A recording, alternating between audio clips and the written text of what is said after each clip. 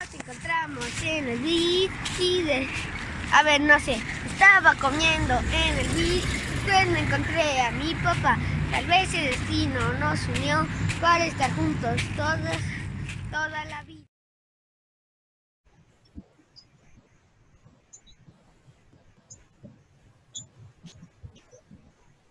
Hola amigos, bienvenidos a su programa La Saga Parental. El día de hoy estamos de manteles largos, estamos celebrando el 15 programa con esta información. Entonces, ¿qué mejor manera de poderlo hacer con nuestra doctora querida Claudia Yaquelina González Trujillo? Ella nos visita desde la ciudad de Monterrey, Nuevo León, y es doctora en psicología por parte de la Universidad Autónoma de Nuevo León. También realizó estudios en maestría de sexualidad humana por parte de la Universidad de La Laguna, en Tenerife, España, maestra en psicopedagogía clínica de Málaga, España, y tiene también una maestría en ciencias de la educación por parte de la Universidad de Monterrey. Y bueno, ella honestamente tiene una trayectoria muy larga de más de 40 años de servicio a favor de la humanidad, y también quiero comentarles que es la primer psicóloga mexicana que hace un libro sobre alienación parental con el enfoque psicoeducativo, ¿sí? Entonces, pues qué mejor pedirle a ella que continúe haciendo la presentación del día de hoy. Entonces, le damos un fuerte aplauso, por favor, a nuestra maestra. Gracias. Bueno, pues muchas gracias a todos y bienvenidos. Sí, estoy desde Monterrey, donde hace mucho calor. Aquí es una ciudad que está muy cerca de Estados Unidos. La influencia de los Estados Unidos se nota muy fuerte, pero pues seguimos siendo mexicanos y seguimos teniendo la cultura mexicana, aunque invadidos un poco por esta cultura estadounidense. Aquí les agradezco a los que ya llegaron temprano y se fueron presentando, y pues el común denominador es que están ustedes viviendo un caso de alienación parental con sus hijos, o tienen un familiar, o tenemos también abogados, tenemos psiquiatras, pediatras, que su interés también es profesional. Entonces, pues les agradezco mucho que estén aquí, y pues me gustaría empezar con una frase que acabo de ver en una sesión del Encuentro de Valores de un sacerdote jesuita que dijo: estamos todos en la misma tormenta, pero no todos estamos en el mismo barco. Entonces, quizás todos estemos pasando por alguna problemática, pero no es igual para todos, porque todo tiene que ver con nuestras circunstancias, con nuestro contexto y sobre todo con nuestra percepción de las cosas. Y pues bueno, pues empezamos. Víctor, va a ser esto preguntas-respuestas. Me dijiste que era como un tipo de entrevista, charla. Así es, Jackie. Y pues bueno, ¿me escuchas? Sí, te escucho perfectamente. Sí, te comento que así es. Y pues bueno, aquí una de las partes que yo quisiera preguntarte es ¿por qué en algún momento tú te interesaste por escribir acerca de la alienación parental y con este enfoque psicoeducativo? Bueno, yo no me dedico exclusivamente a niños víctimas de alienación parental. Yo veo niños, adolescentes y adultos jóvenes. Yo soy psicóloga cognitiva conductual. Entonces tengo que ver mucho con niños que tienen, niños adolescentes e inclusive adultos jóvenes, como les digo, que tienen que ver con problemas de aprendizaje, problemas de lenguaje, problemas comportamentales, problemas de conducta. Entonces a mí me refieren los colegios a los niños, y según voy viendo los niños es que voy detectando problemáticas, y ese es mi interés. Este libro es el tercer libro que yo publico, tengo 4 libros y cada uno tiene un interés particular en la defensa del menor, pero desde diferente punto de vista. Mi primer libro es El alumno con albinismo. ¿Por qué? Porque tuve contacto como psicoterapeuta de 2 niños con albinismo y realmente pues no sabía la sociedad ni los colegios colegios, inclusive los padres de familia, cómo tratarlos. Entonces, así mis libros han ido variando, pero siempre mi idea es la defensa del menor. Entonces, cuando yo voy viendo que hay casos y casos, que a mí me refieren los colegios, ya sea por problemas de aprendizaje o problema de conducta, cuando empiezas ya a hacer toda la evaluación del niño, te das cuenta que muchas veces estos problemas en realidad no son problemas de aprendizaje, son problemas emocionales que vienen de la situación familiar. Y para los que no son psicólogos, déjenme explicarles que las situaciones emocionales bloquean los procesos cognitivos, y los primeros procesos cognitivos que se bloquean son los básicos. Los básicos son atención y memoria. Entonces, por eso los niños empiezan a tener problemas en el colegio. Otros niños se les manifiesta como problemas conductuales. Entonces, te mandan al niño, pero realmente el problema, el origen, puede ser esta situación conflictiva que están viviendo entre los padres. Y varios de esos niños los detecto yo, y yo les llamaba en un principio maltrato infantil o maltrato psicológico. Yo conozco este término en España. En una ocasión me toca ir de maestra acompañante. Yo fui 17 años profesora de la Universidad de Monterrey, me acabo de jubilar, pero me tocaba acompañar en el verano a grupos de chicos que iban a hacer el curso en la Universidad de Barcelona. Y entonces entraba yo a las clases con ellos, me iba rotando, y me llama la atención cuando un profesor, un psicólogo, platica de este síndrome de alienación parental, y va definiendo todos estos casos que yo había visto. Entonces ahí es donde yo digo, vaya, tiene un nombre esto que yo he estado tratando.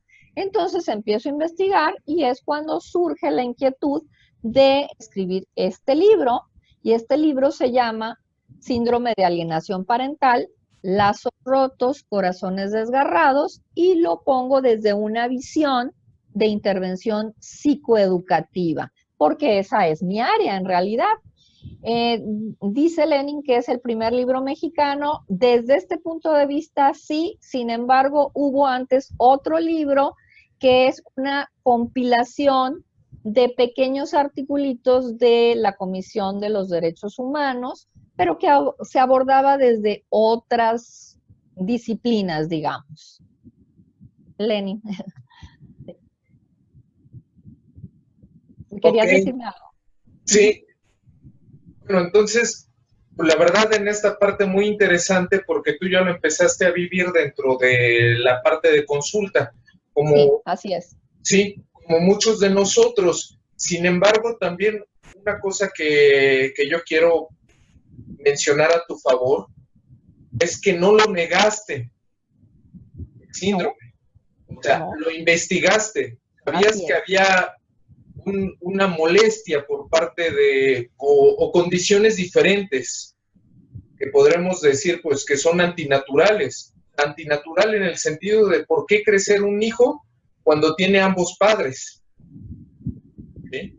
Y cuando uno de los padres o progenitores sí lo está buscando, no está diciendo me fui por los cigarros, y ir viendo todos los cambios que existían dentro de este pequeño. Comento esto porque da mucha pena que muchos de nuestros colegas y en algún momento también abogados, es decir, de los progenitores que son alienantes, pues lo mejor es descalificar y decir, eso no existe.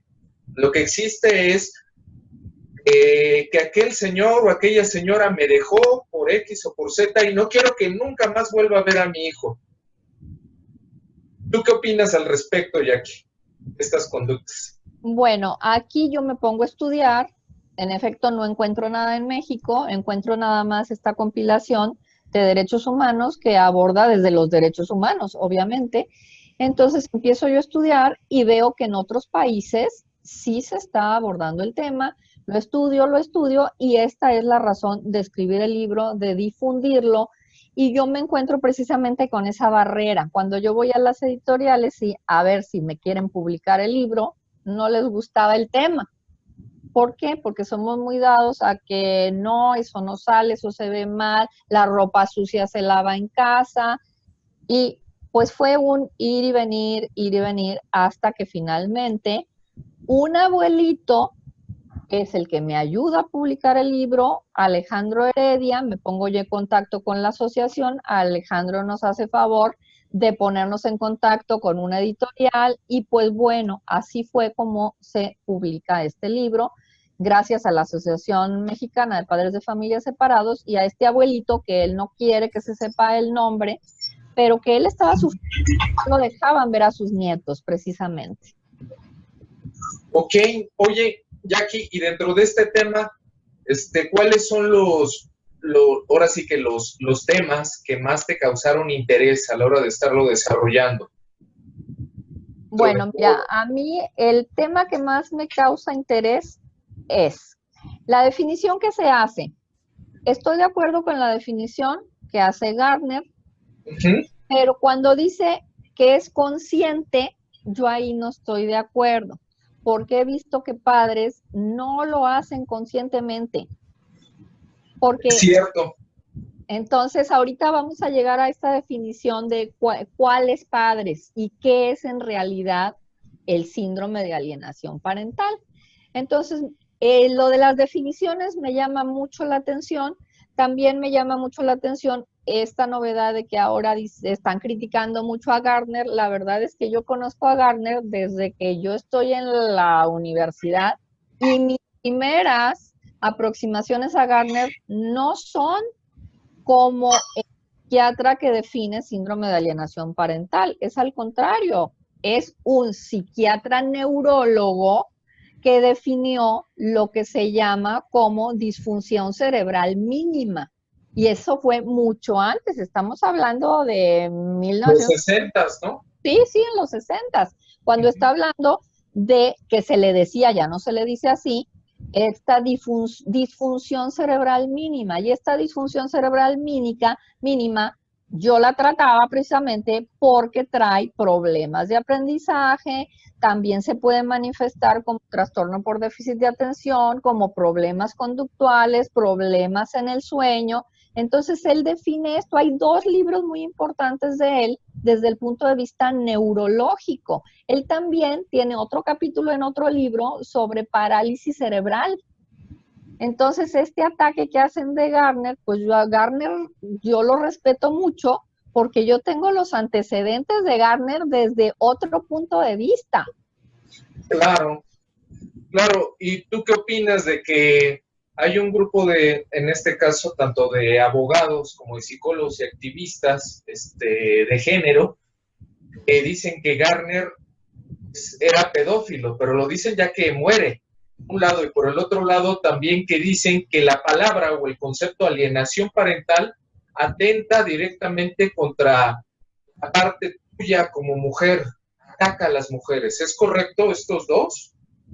Mira, para empezar, yo creo que nunca se ha demostrado esto, de que Gardner si era pedófilo o no. Hubo una frase ahí que malinterpretaron y que esto es lo que han ido difundiendo, ¿sí? Ahora, esta defensa de Gardner tampoco nos lleva a ningún lado. Como lo he dicho muchas veces, ya dejen en paz al muerto. Lo que importa es lo que dijo, lo que nos abrió los ojos ante este fenómeno. Pero dejen en paz al muerto. Si hizo o no hizo, bueno, pues también ustedes saben que Freud era cocainómano. ¿Por qué? Porque el señor tuvo un cáncer de quijada que le causaba muchos dolores, que traía una prótesis de metal y que tenía que meterse cocaína. Eso no quiere decir que sus ideas, pues no fueran parteaguas para la psicología y se sigue considerando el padre de la psicología, ¿verdad? Entonces, la verdad es que yo digo, déjenme pasar al muerto y vamos a seguir atendiendo lo real, que es el sufrimiento de los niños. Los niños están sufriendo. Entonces, si le quieren poner alienación parental, obstrucción parental, miles de palabras, pónganle lo que quieran, pero ya hagan algo para que los niños no estén sufriendo. Otra cosa, que aparezca en el CIE-11 o que aparezca en el DSM-5. El CIE-11 es una clasificación internacional de enfermedades que inicia por un instituto de estadística en Chicago. Entonces, ellos lo que les interesaba se llamaba lista de causas de muerte. Entonces ellos lo que investigaban Claro, eran las enfermedades que causaban muerte. Y estamos hablando de finales de, fue en 1890 y tantos, a finales de 1800.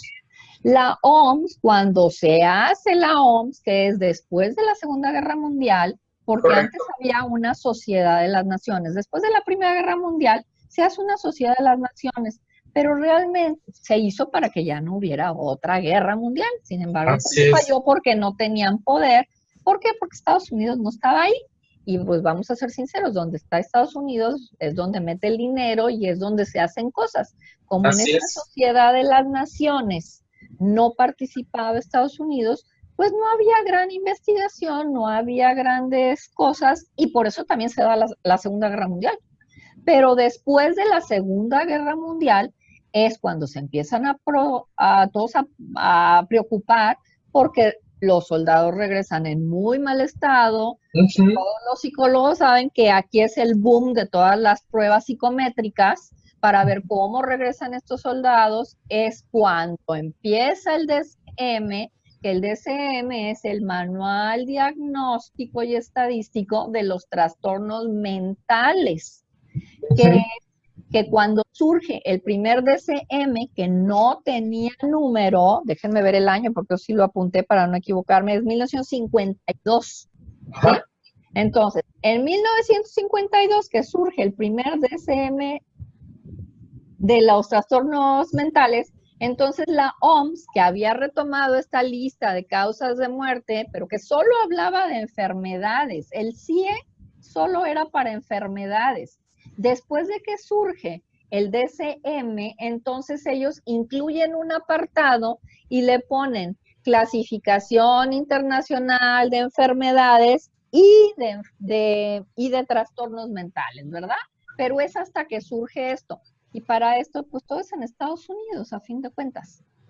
Y pues sí, hay que reconocerlos que ellos tienen muchas estadísticas, muchas cosas, pero también lo que tienen es mucho poder para mover las cosas.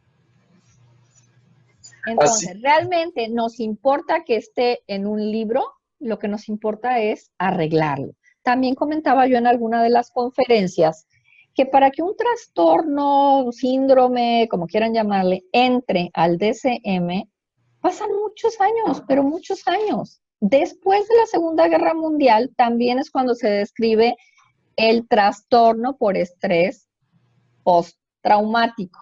Claro. Trastorno de estrés postraumático por los mismos soldados que regresaron de la guerra. ¿Saben cuándo fue eso? ¿Cuándo termina la Segunda Guerra Mundial? 45. 1945. ¿Saben cuándo se incluye en el DSM-3? En 1980. Sí. ¿Cuántos pasan? Fíjense, de 1945 que se describe claramente todos los síntomas y signos que están presentando estos soldados que fueron a la Segunda Guerra Mundial, y en el DSM no se incluyó ni en el que no tenía número, ni en el 2, hasta el 3, que es en 1980. Entonces no me digan que no existía hasta 1980, que ya se escribió. O sea, el hecho de que no esté escrito en el DSM-5 ahora, no quiere decir que no exista. Entonces, no nos preocupemos tanto, uno, por el nombre, y dos, no nos preocupemos tanto porque esté o no esté en una clasificación internacional de enfermedades o en en un manual diagnóstico y estadístico también de trastornos mentales. ¿Por qué? Porque nosotros estamos aquí hablando de un problema de la relación en la familia. Y sí, el DSM-5 hace mención de todos estos problemas de la relación parental. A lo mejor no dice con todas las letras alienación parental, pero si nosotros sabemos leer entre líneas, ahí está, sí está en el DSM-5, sí se puede clasificar porque entra en esas relaciones problemáticas de la relación parental. Entonces, cuando nos pidan un dictamen, ahí es donde lo podemos poner y no nos metemos en líos de si les gusta el nombre de alienación parental o si no les gusta obstrucción parental o si hay miles de nombres que le están poniendo. Claro, Llámenle como sea, pero hagan algo por los niños ya. así es, comparto esa misma idea, Jackie. Y bueno, y también te preguntaría nuevamente, ¿alienación parental realmente en su definición ataca a la mujer? O sea, si yo digo alienación parental es similar a decir mujer fea, mujer tonta. Yo creo que no, porque parental incluye tanto al padre como a la madre. Así Aquí la es, situación es que antes, acuérdense que ha cambiado mucho la situación social. Antes era la madre la que se quedaba en casa y el padre el que salía. Entonces, por una cuestión cultural, práctica, cómoda y porque así se usaba, siempre se iba con la madre. El niño siempre se iba con la madre. Pero las cosas ya cambiaron, espérenme. Y además no quiere decir que porque la madre tenga todo el tiempo para el niño, realmente se lo esté dando. así es, así Como es. Entonces, dijo, como sí, dijo Manuel, o sea, el ser madre no te hace ser buena. así es. Sin embargo, pues no me dejarás mentir cómo aquí en México, y no sabemos si también en Latinoamérica llega a suceder lo mismo, pero se tiene la idea de que en el momento que una mujer pues tiene una gestación, es decir, es mamá biológicamente, como que es iluminada a todas sus funciones. Realmente, bueno, ahorita estoy hablando de la mujer, pero podríamos hablar tanto de papá como de mamá. Realmente el ver y tener un niño ya nos cambia, ya nos Bueno, sí entramos en existe, ese chip de sabios, de poder saber cómo sacar adelante ese pequeño. no, realmente sí hay un instinto maternal, ¿eh? Eso sí hay, definitivamente, porque en el momento en que tú estás embarazada, pues estás llena de hormonas, por eso estamos todas de mal humor y a veces lloramos y a veces nos enojamos y todo. Y cuando nace el niño, tú sabes que la oxitocina sube muchísimo, que es la hormona del amor, pero también es porque eleva, a ver si hay ahí la pediatra que no me deje decir mentiras, Abby, también esto ayuda a que la madre se enamore del niño y se haga cargo del niño. Pero es lo mismo que pasa con la galactina para poder producir leche, son hormonas. Son hormonas que sí te están creando eso, a la mujer se lo están creando. Sin embargo, hay otras mujeres en las que las hormonas les hacen daño, porque ahí está el baby blues, que ha habido Así es, hasta que han matado a sus bebés. sí. Entonces, sí existe un instinto maternal, pero también existe un instinto paternal. Uh-huh. ¿Por qué? Pues porque tú eres el creador de ese ser viviente. Uh-huh. Entonces, claro que existe este instinto del padre y de la madre por proteger al hijo. Claro, con el paso del tiempo, bueno, también con la capacitación, pues vamos afinando la formación que le podemos dar a nuestro hijo. Claro, Ahora, además, los niños no vienen con un manual, ¿verdad? así Entonces es, es importante que sí se preparen. ¿Por qué? Porque necesitamos tener conocimientos. Nadie nace siendo buen padre o buena madre. Necesitamos prepararnos y necesitamos ir practicándolo en el día a día, pero con conocimiento. Y hacer expertos si no sabemos. A mí una vez una mamá se puso a llorar y me dijo, es que yo no sé ser madre. ¿Por qué? Pues porque mi mamá nunca me lo modeló, porque mi mamá nunca estaba, porque nosotros vivíamos con la muchacha. Bueno, pues entonces déjame ayudarte. oye, regresando al tema de la alienación, en tu libro, ¿tú cómo la defines entonces? La alienación parental, como noción, claro. Mira, yo tomo la definición de Gardner, sí la tomo, pero luego cuando empiezo a describirlo, entonces ya empiezo a relatar que es una situación problemática donde se utiliza al hijo como un objeto para dañar al otro cónyuge, ¿sí? Entonces aquí es donde iba a platicarle yo a Manuel que las causas del síndrome de alienación parental o de como le quieran llamar, tienen mucho que ver con egoísmo y tienen mucho que ver con funciones primitivas de instinto. ¿Por qué? Porque me están arrebatando algo que es mío. Entonces tengo que pelearme por eso que es mío, porque considero al niño como un objeto. Es un objeto valioso que inclusive a veces lo puedo utilizar como si fuera un arma en contra del cónyuge. Pero no estoy viendo que mi hijo es una persona que tiene sentimientos, que tiene pensamientos, que tiene derechos y que no es mío, además. Ok, entonces, esto es todo un cambio también en la forma de cómo ver a los hijos, Sí, ¿sí? sí. Ahora, por ejemplo, ¿tú qué tipologías son las que puedes observar de una persona que es alienante y otra que no? Porque también cabría mencionar que si todos fueran alienantes, pues nadie creciera con mamá o con papá o con los dos. Bueno, es que aquí hay tipos de padres alienantes como hay personalidades. Cada persona es diferente y cada quien lo va a hacer desde su propia personalidad y desde sus propias psicopatologías también. Entonces yo defino que hay tres. El primero, que yo le llamo, y que no yo lo llamo yo, pero lo estudié también y es lo que yo describo porque yo voy rescatando con lo que yo voy de acuerdo y yo le voy modificando y yo voy poniendo, plasmando mi experiencia también. El primero es el ingenuo. Y el ingenuo yo le llamo al que ni siquiera se da cuenta de lo que está haciendo.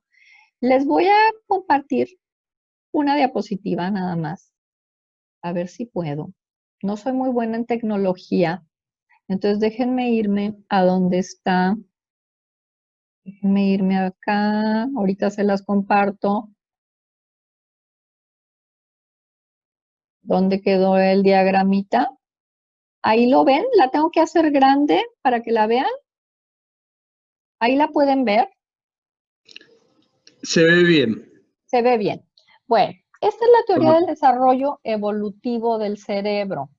Esto lo describió Paul MacLean en 1949. Es una teoría que él describe, él era un científico de Yale University y luego quedó en el olvido. Y ahora de pronto todo el mundo la rescata. Y entonces ahora hablan del cerebro reptiliano y del cerebro no sé qué, y le ponen otros nombres y es un, como decimos en México, es un refrito, porque en realidad esta es la teoría original. Entonces, la primera parte de que él habla de que tenemos tres tipos de cerebro es el cerebro de la supervivencia, que tiene que ver con todas estas funciones que no son conscientes, que está el cerebro, que realmente no es el cerebro, sino que es el cerebelo y el tallo cerebral, los que están con todas estas funciones que no son conscientes. Entonces, por eso dicen que es el reptiliano, porque es el más primitivo. Entonces, yo creo que estos padres ingenuos actúan por mero instinto.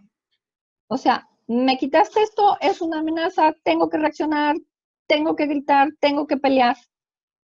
Pero estos padres, al mismo tiempo, como es tan primitivo lo que están haciendo, es muy fácil hacerlos conscientes de lo que pasa. Entonces, una vez que se los explicas, entonces se dan cuenta.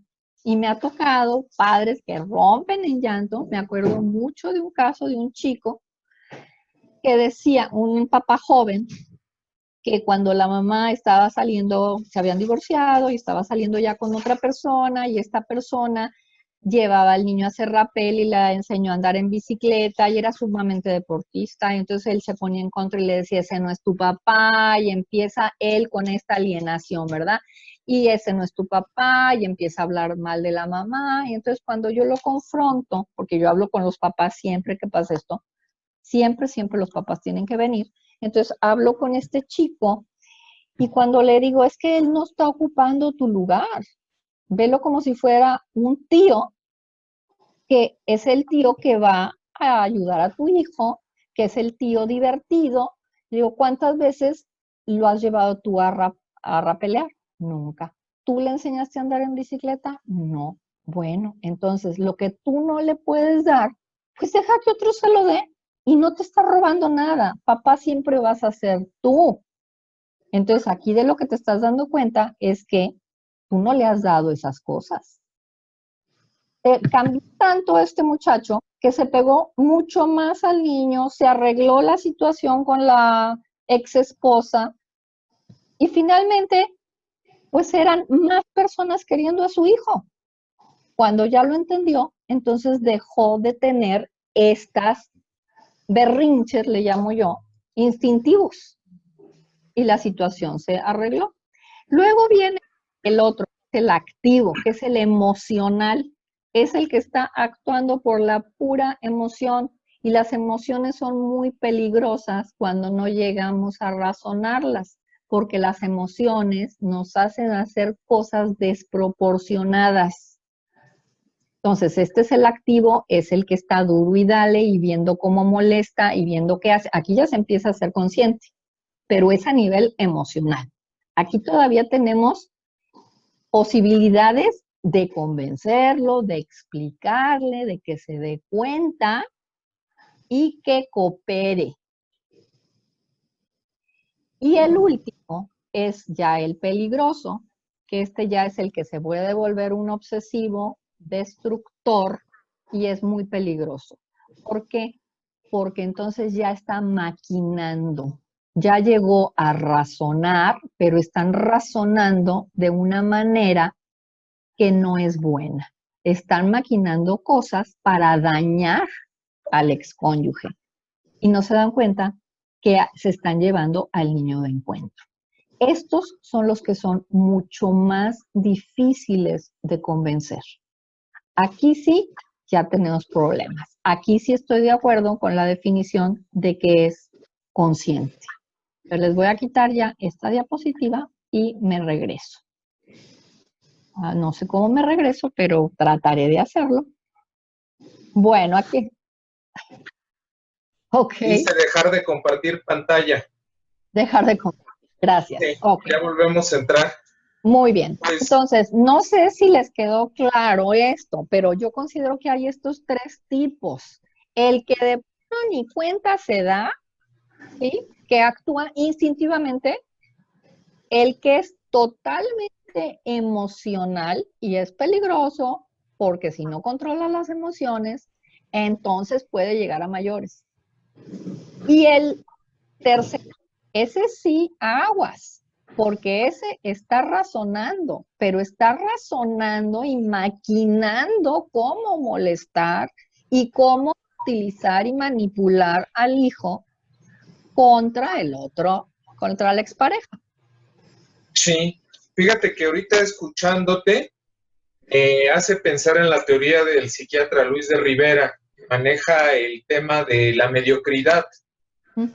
Como una conducta tóxica que podemos tener todos los seres humanos, relacionado tanto por la parte pues, carente de buscar desarrollo humano, como también en algún momento por alguna afección genética que podamos tener. Bueno,